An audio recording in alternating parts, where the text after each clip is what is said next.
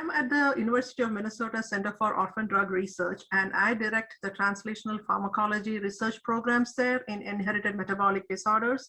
And we primarily focus on Gaucher disease, though we also collaborate in projects with mucopolysaccharidosis 1. And my interest is in looking at the role of oxidative stress and inflammation in these lysosomal diseases. And as part of that effort, we had been collaborating with Gaucher experts across the country, trying to get patient samples, because we want to look at clinical samples, mostly plasma samples, and understand what is the status of these markers in these patients, either they are treated or untreated. And probably there is an over-the-counter therapy that is out there. It could repurpose as an adjunctive or as an add-on therapy to the existing treatments, which would benefit these patients. So we have looked at patients, the biomarkers in patients who are treated and untreated. I just explained that before. And we also are doing a clinical study where we are giving these patients an antioxidant, N-acetylcysteine.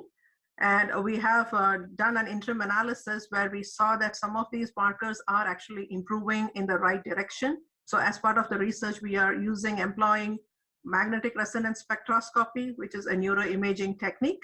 And we are looking at the basically neurometabolic profile in the brain. So we have the technique by which we could profile like 20 different neurometabolites. And we saw that even in patients who are treated, there were certain significant differences when you're looking at these neurochemicals in patients who are treated versus healthy controls.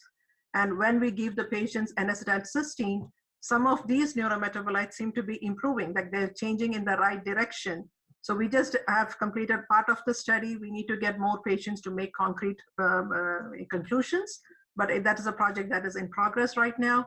And as an offshoot project, because when I was presenting this data, there was always the question about, do you think it is doing anything to the enzyme? Is it acting on the enzyme? Is it helping the mutant enzyme? So we did like an ex vivo platform. We used like a patient-derived fibroblast and looked at N-acetylcysteine as a small molecule chaperone to see if it can bind to the protein and cause an increase in its activity. And depending on the mutation status of the cell culture model that we are using, as well as the duration of incubation and the concentration at which we are treating the cells, we saw there was a varied effect on the enzyme. It seems to be helping the enzyme as well. And we also collaborated with some computational biologists to see if it is actually directly interacting with the protein. And we saw that N-acetylcysteine, as well as its primary metabolite, which is the amino acid cysteine, can bind to the protein. And it's helping the protein to probably fold properly. And that may be the reason why we are seeing the increase in enzyme activity.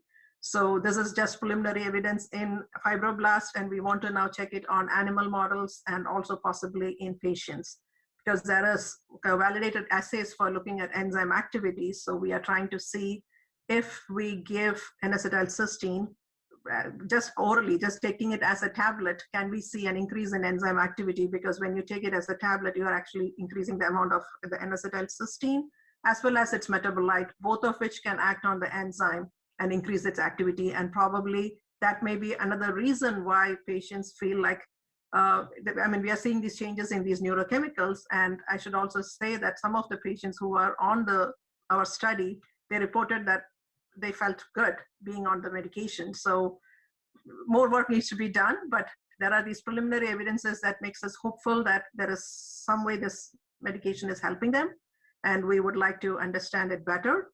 And one thing we do in our lab, being in the Department of Experimental and Clinical Pharmacology, is when we are repurposing drugs, we use the principles of pharmacology to understand the drug better, and also kind of optimizing, trying to understand what is the concentration you need to get the benefit you are looking for, trying to link the concentration and the exposure as well as the response.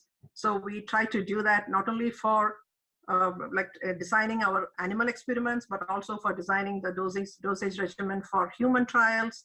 And we use those principles also for looking at drug-drug interaction, which is a project that Siddhi has been working on.